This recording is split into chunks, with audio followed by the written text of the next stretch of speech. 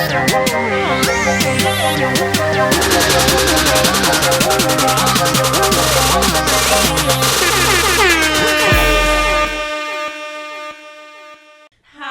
welcome to the Levin Lounge. My name is Skyler. And my name's Alana. And we are the hosts for today of the My Levin Lounge, right?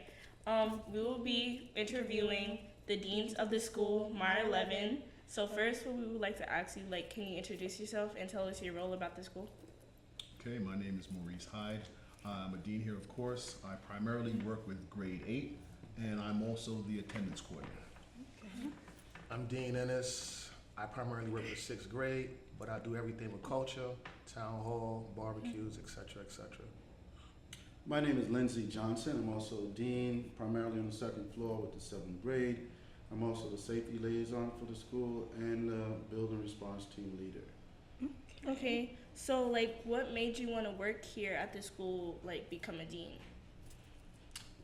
I was a dean before I came here.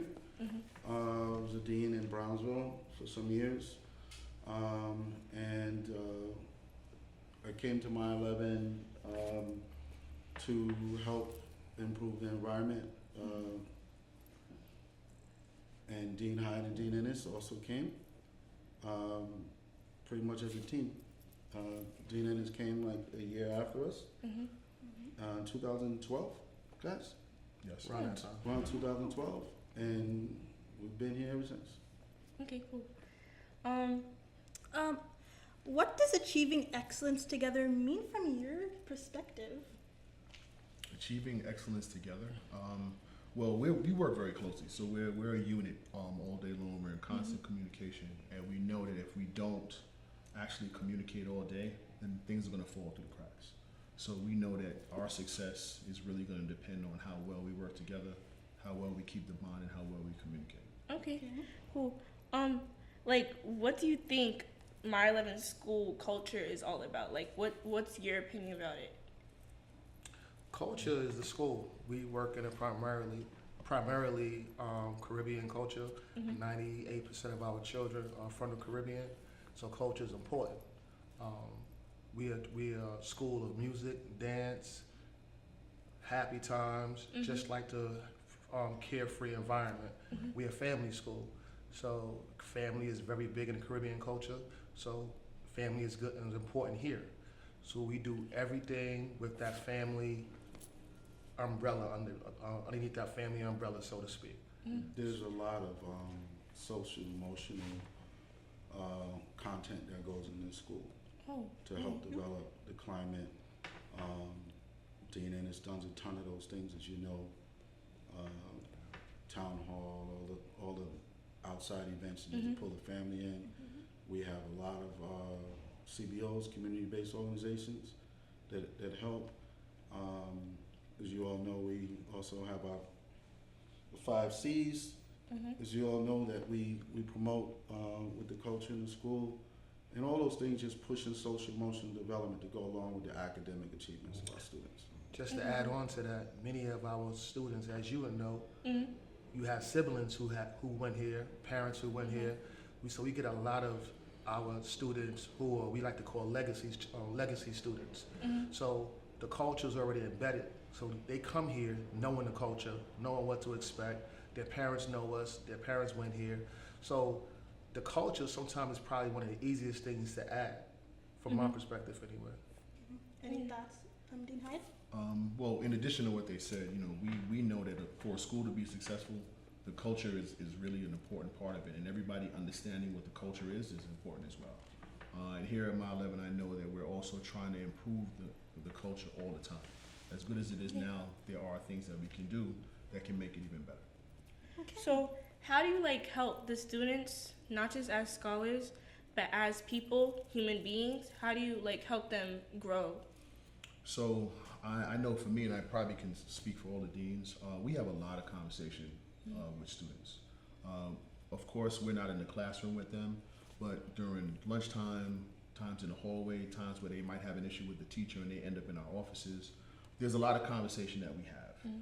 And it's not just, well, what did you do or what happened in the classroom, but it could be, what's going on at home, talking to them about siblings, mom, dad, just to kind of get a better sense of who the student is and what's really going on. Because as important as the academics are, we're trying to also understand the whole student, so we can actually push them and then help them improve and be better. All right, you can't really help a student if you don't know much about them. So I know for me, it's always trying to push and get to know the student as much as possible, so we can kind of break down those barriers and just kind of get to know each other better, and then just kind of cultivate a better relationship. One of my favorite components of the town hall is libation, because with a libation, you could kind of come onto the stage and you could pretty much speak about anything that's on your mind, whether it be happy, sad, good or bad, positive, negative. And that gives a teacher or the adult or the educator a kind of sense into what you're going through that day, what you've been going through that they probably didn't know about. So, you know, it's kind of like a wink, wink to the teachers, okay, such and such, you know, they dealt with a loss today. Yeah. So deal with them this way. Or, you know, they had something that was very positive. They achieved something. Yeah, like cut So- them some slack. So Yeah. make sure we not necessarily reward them, but at the same time acknowledge them. Let them know that they're doing good. Let them know that you're proud of them. Next to them, standing with them. Absolutely. Would you like to add on?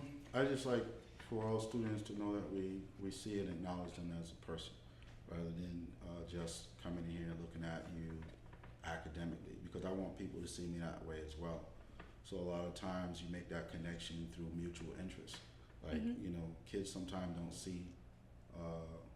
don't see us as real people, right? You're just Mr. Dean Johnson or Dean Hyde or Dean Ennis, and wait a minute, you saw that movie? You're into Marvel? What you watch basketball? You play this sport, or you do these sort of things.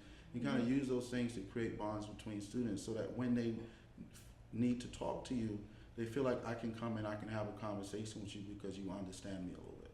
Yeah. If you weren't a dean, what would you do with your life? Like, would you be a firefighter? You be a policeman? You be a lawyer? Wow. I'll probably be a comedian somewhere. I'll probably be doing stand-up. That's what we do every day anyway. At the school, just joke with each other like we're brothers. So I'll probably try to find somewhere to do some stand-up. I don't know if I get booed or not, but I'll definitely give it a try. That's so interesting. That was my first comment ever from a teacher on a report card. Was my middle name. Sean is a comedian. That's what I got. It was the first thing ever. But I still, the teachers know. They see it early on. They see it in you. But I don't know, man. It's so many things that options are out there. You know, I still see myself probably doing something in service of other people, because I like to help people. So somewhere along the lines of still serving other people and stuff.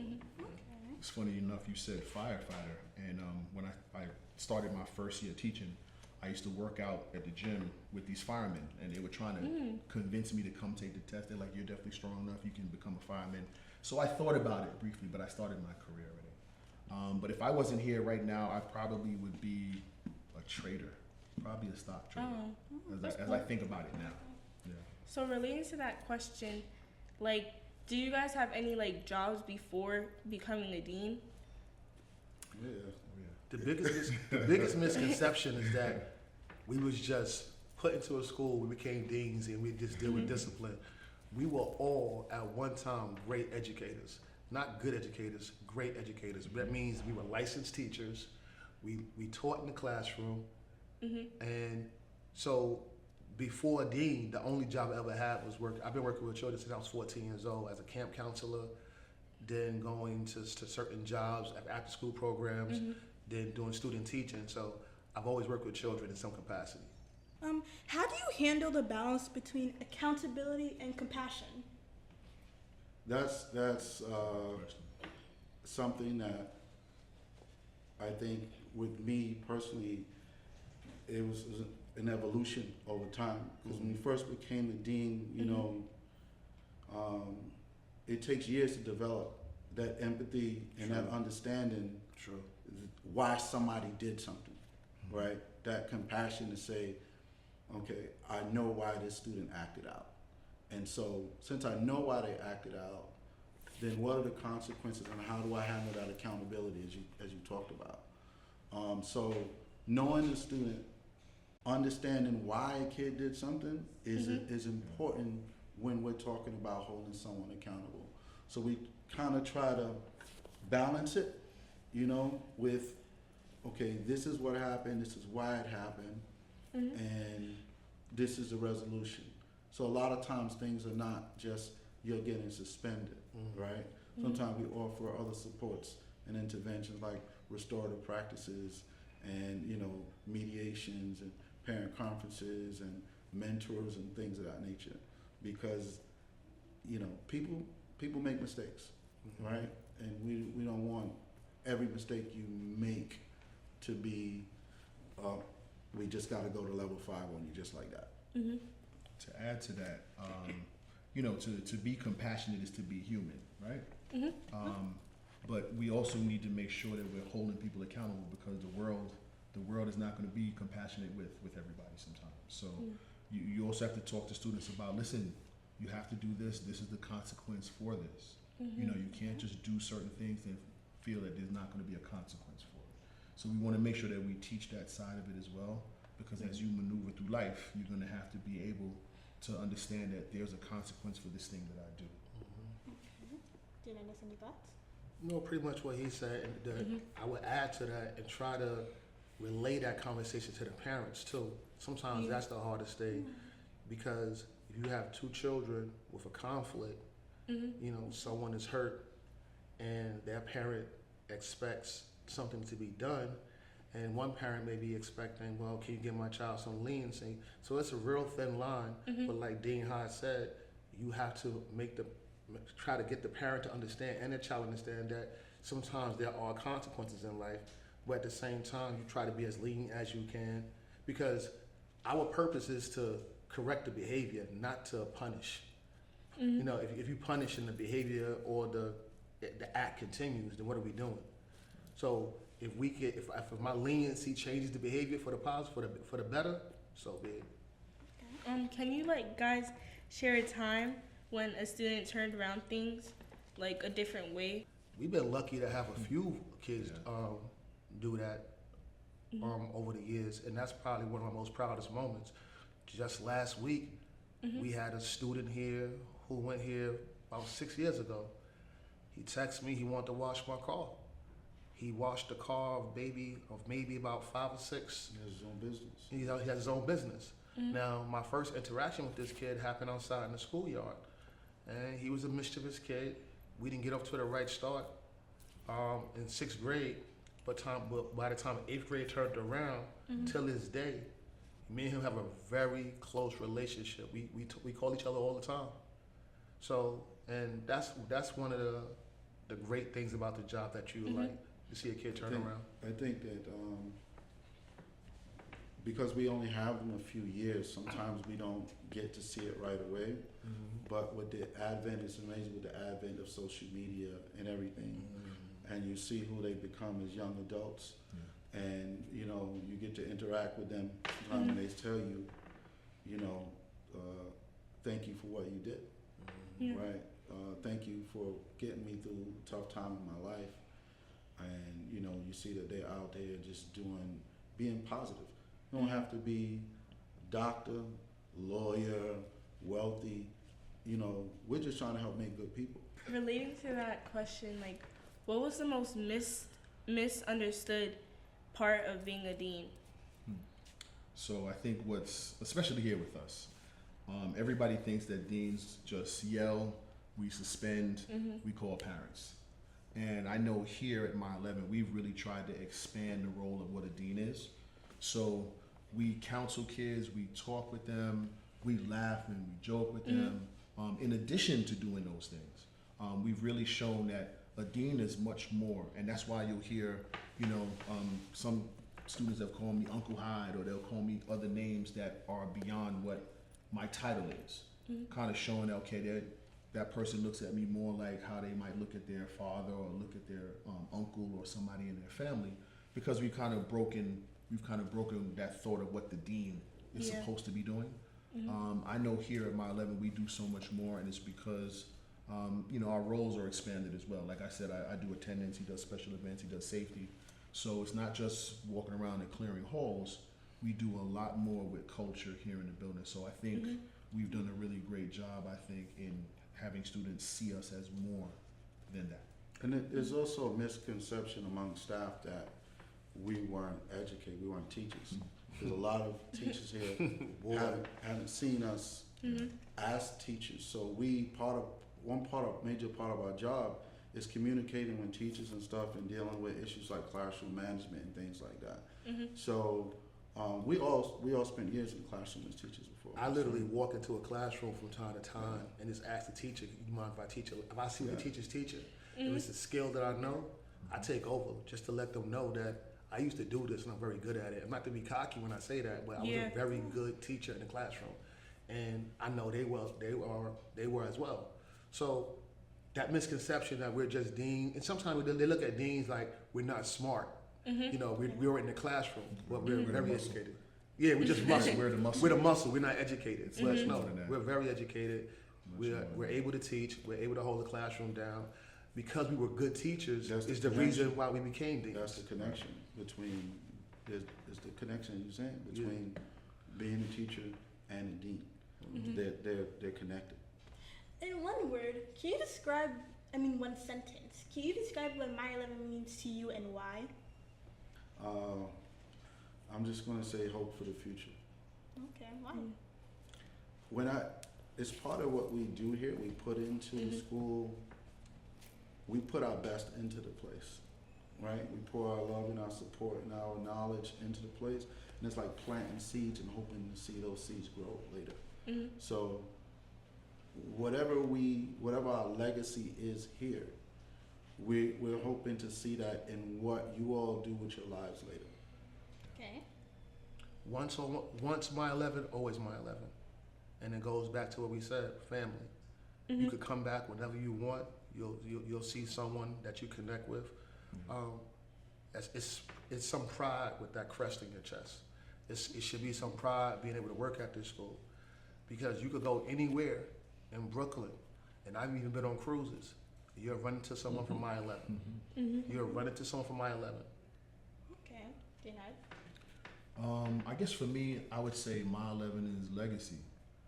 Because like Deanna said, I run into so many people who went to My 11, and a lot of them are adults, 30, 40, 50 years old. And they're like, you work at My 11? That's my school. I went there 30 years ago. I did this, I did that. Do they still have this program there in the building? So when I look at the richness here, I look at legacy. And I'm excited to see what the next 10, 20 years is going to bring with what you all do. And how much that's going to add to the legacy here. Okay, so how can students help improve the school culture on a daily basis? Help improve the culture? Wow, students, you know what? If more students signed on to the vision that we have here, that immediately would make the day better. There are always going to be some students that are resistant or defiant. We have to work harder with them. But just following more of the rules and the vision that the principal has laid out, I think that would change things immediately if more students did that. I don't have enough time in this podcast to explain how many programs that this school offers. This podcast is another opportunity. Dean High has always said, going back as far as I've known him, the kids who get involved with an extracurricular activity or breakout are less likely to get in trouble outside of school. So the kids who take on steel pan, the kids who take on drama, the kids who take on DJing, those children are less likely to get in trouble. And not only that, they develop a skill that could take them far in life beyond My 11. So what I need all children to do, incoming kids, our current students, find a niche for yourself. Find your niche. Find your lane. If that's steel pan, let it be steel pan. If it's interviewing for a podcast, let it be that. If it's dance, photography, find your lane and go for it. You could develop a skill. And there are many famous people who graduated from My 11 that are on TV and in the media world right now. you could be next. So, just thinking that the kids, as deans, we often get to know the kids' names first who make most mistakes as they come across these. Mhm.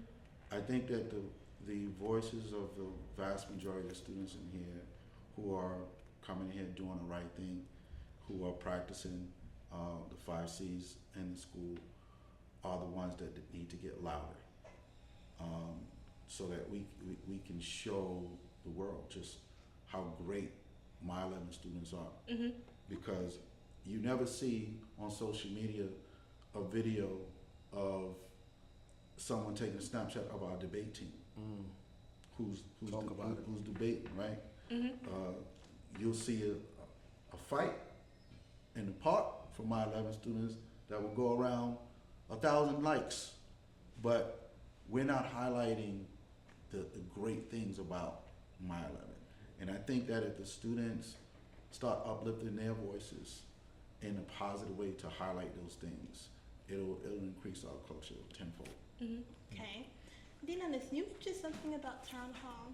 How do you think being a part of one of the 5 houses relate to the 5 C's in the school? How do I feel one of the 5 houses, all the 5 houses relate to the 5 C's? You could do one. Well, you could do all. The 5 C's all go with town hall. There's competition, there's definitely culture. You gotta be courageous getting on that stage. So with no matter what house you in, you're going to incorporate some of the 5 C's. And that's what I like about it. You probably going, it is never just an isolation. Each house could attack 4 or 5 of the C's at one time. So that's what I like. I like the competition. You know, I like the culture of the school. So it's all connected to all the houses, you know, and the best houses usually embody all 5 C's. And that's, you know, that's what it's all about, competition. And the names of the houses are people who represent the 5 C's as well in their lives, Particularly courage. right? Mhm. Okay. So, what is your message to students who want to step up as leaders in the school? I think my message would be, don't be afraid to do that. In addition to that, I think I would talk to a student about having them understand that you can be somebody who's really great in the classroom, great in sports, great in your extracurricular activities, and liked by everybody. I think students oftentimes feel like they either have to be a nerd or they have to be cool. And I want to show them that they can be all of those things, all right, to just kind of have a better and greater experience. If they understood that, how great would the school day be for them? You know, be a leader, be someone who's liked by everybody, students and staff, but also getting your work done. You know, it all can go together.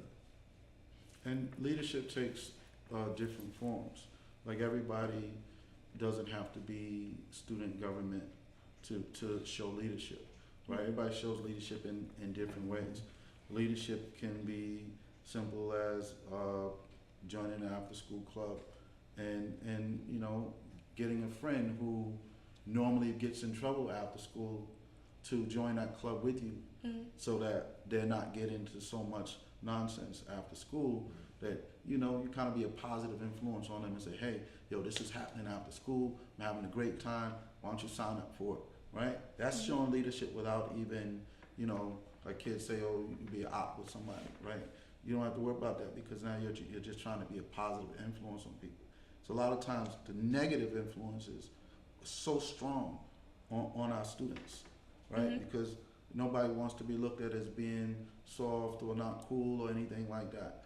But we need more leadership in terms of getting kids that we see, getting your peers that we see who you know maybe sliding a little bit. You were with them in 5th grade and now they come over here in middle school and you see they feeling themselves a little bit.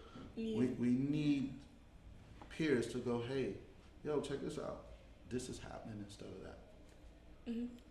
I just want people to feel comfortable stepping out their comfort zone. Sometimes when you feel that you got to roll with this crowd to kind of fit in, you know, step out your comfort zone and we in a school where we have a leader, Hendrick said, who allows opportunity for you to do anything you want. You know, the uniform that we have on right now, that you have on. You know, I've heard kids have ideas about uniform. I'll tell them, you got a nice little swag with yourself, you got a nice style. Why don't you create your own uniform? Bring it to Ms. Hendrickson. I doubt she'll say no. She'll look at it, she'll try to make it happen.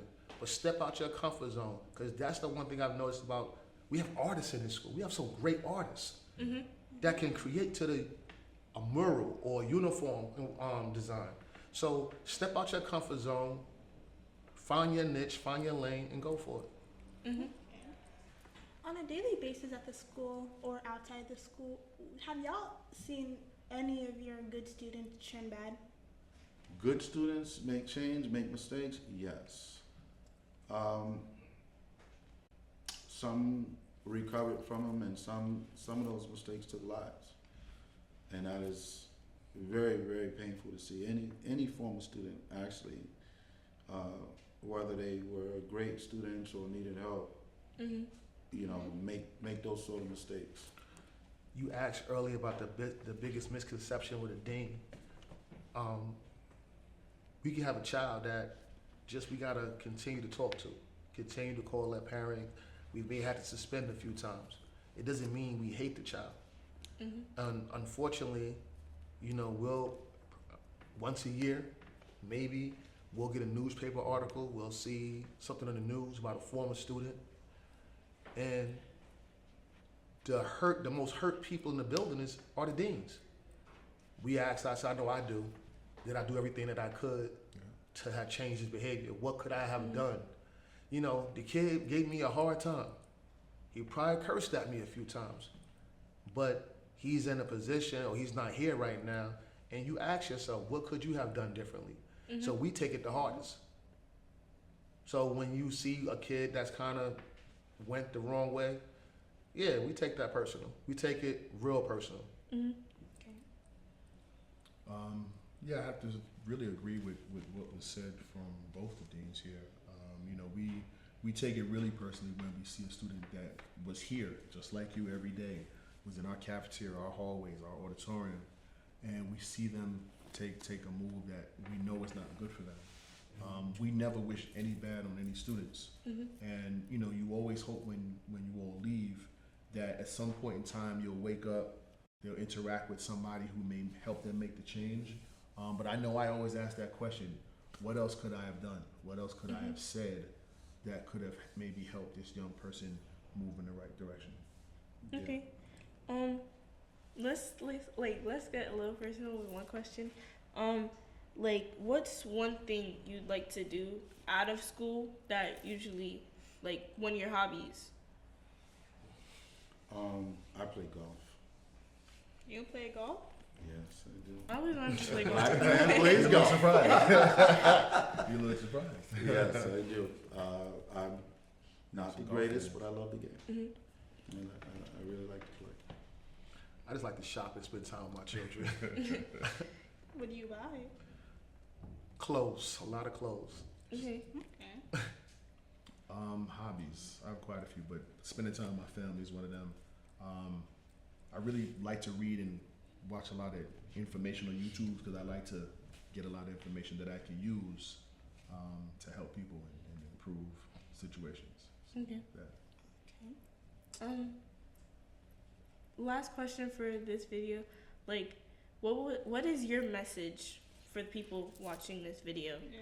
Like, what is your message for them to become better people out What there? do you think they'll learn from this podcast? What do you think they'll hope? What do you think they'll hope? Hopefully, they'll learn that the deans are human like everyone else. Sometimes they feel, I don't know whether it be teachers or students. You know, you call a student, I could say, hey, Jonathan, come here. I didn't do anything. I didn't say you did anything. I just want to let you know, happy birthday. I remember it's your birthday. So sometimes they look at the deans as, you know, you can meet someone outside the school. What do you do? I'm a dean. Oh, you be suspending kids. No, we talk to kids. We educate kids. So I want everyone to believe and to know that we're not just these dictators who just try to suspend and get your parent in here and get you in trouble. We really are compassionate. We really do care about children. Before we were deans, the number one job that we have is that we're all fathers.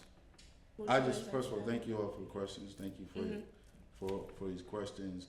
I just want, I hope that people look at this and say, hey, those guys are sincere and honest, and when we deal with you, we're dealing with you from human perspective. Facts.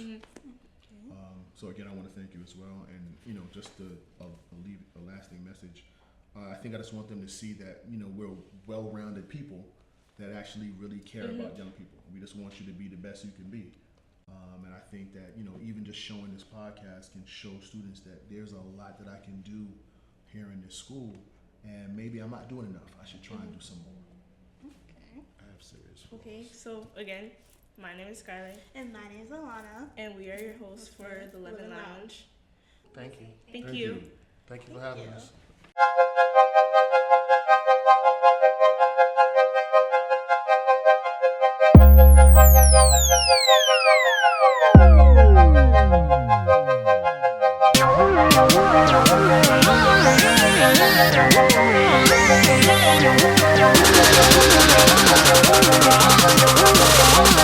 Yeah.